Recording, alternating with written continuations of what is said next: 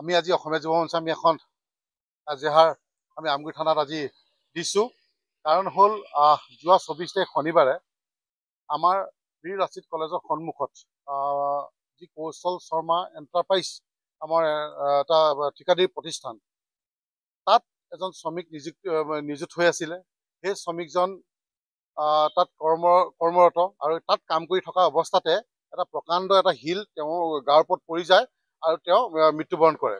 তাৰপিছত কিন্তু সেই প্ৰতিষ্ঠানটোৱে সেই শ্ৰমিকজনক এটা মানে লুকুৱাই থোৱাৰ নিচিনা কৰিলে, সেই ডেড বডিটো লুকুৱাই থোৱাৰ নিচিনা কৰিলে আৰু প্ৰায় ৰাতি 11টা বজালৈকে সেই ডেড বডি তেওঁলোকে তেনেকে পেলাই থৈ দিলে আৰু কোনো প্ৰশ্নউত্তৰ নকৰাকে, কোনো প্ৰশাসনিক বিষয়াক নজনোৱাকে মনে মনে প্ৰায় ৰাতি 11টা বজাত তেওঁলোকে কি কৰিলে, সেই ডেড বডিটো ঘৰত থৈ আহিলে বুলি আমি গম পাইছোঁ। গতিকে শ্ৰমিক হ'ল বুলি কি মানুহ নহয় নেকি?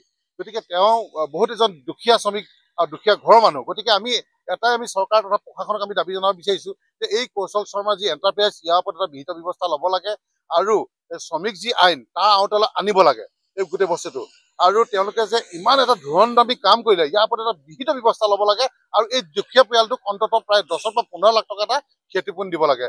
কাৰণ আজি সেই শ্ৰমিকজন আজি মৃত্যুমুখলৈ ইতিমধ্যে গুচি গৈছে। তো এতিয়া তেওঁৰ ল'ৰা ছোৱালী আছে, তেওঁৰ ঘৰ পৰিবাৰ আছে, কোনে চাব?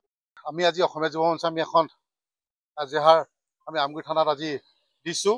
কাৰণ হ'ল যোৱা 24 তাৰিখ শনিবাৰে আমাৰ বীৰ লাচিত কলেজৰ সন্মুখত যি কৌশল শৰ্মা এণ্টাৰপ্ৰাইজ আমাৰ এটা ঠিকাদাৰী প্ৰতিষ্ঠান, তাত এজন শ্ৰমিক নিযুত হৈ আছিলে।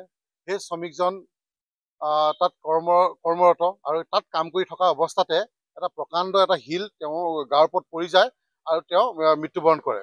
তাৰপিছত কিন্তু সেই প্ৰতিষ্ঠানটোৱে সেই শ্ৰমিকজনক এটা মানে লুকুৱাই থোৱাৰ নিচিনা কৰিলে, সেই ডেড বডিটো লুকুৱাই থোৱাৰ নিচিনা কৰিলে আৰু প্ৰায় ৰাতি 11টা বজালৈকে সেই ডেড বডি তেওঁলোকে তেনেকে পেলাই থৈ দিলে আৰু কোনো প্ৰশ্নউত্তৰ নকৰাকে, কোনো প্ৰশাসনিক বিষয়াক নজনোৱাকে মনে মনে প্ৰায় ৰাতি 11টা বজাত তেওঁলোকে কি কৰিলে, সেই ডেড বডিটো ঘৰত থৈ আহিলে বুলি আমি গম পাইছোঁ। গতিকে শ্ৰমিক হ'ল বুলি কি মানুহ নহয় নেকি? গতিকে তেওঁ বহুত এজন দুখীয়া শ্ৰমিক আৰু দুখীয়া ঘৰৰ মানুহ। গতিকে আমি চৰকাৰ তথা প্ৰশাসনক আমি দাবী জনাব বিচাৰিছোঁ যে এই কৌশল শৰ্মা যি এণ্টাৰপ্ৰাইজ, ইয়াৰ ওপৰত এটা বিহিত ব্যৱস্থা ল'ব লাগে আৰু শ্ৰমিক যি আইন তাৰ আওতালৈ আনিব লাগে এই গোটেই বস্তুটো। আৰু তেওঁলোকে যে ইমান এটা ধুৰন্ধৰ্মী কাম কৰিলে, ইয়াৰ ওপৰত এটা বিহিত ব্যৱস্থা ল'ব লাগে আৰু এই দুখীয়া পৰিয়ালটোক অন্ততঃ প্ৰায় 10 বা 15 লাখ টকা এটা ক্ষতিপূৰণ দিব লাগে। কাৰণ আজি সেই শ্ৰমিকজন আজি মৃত্যুমুখলৈ ইতিমধ্যে গুচি গৈছে। তো এতিয়া তেওঁৰ ল'ৰা ছোৱালী আছে, তেওঁৰ ঘৰ পৰিবাৰ আছে, কোনে চাব?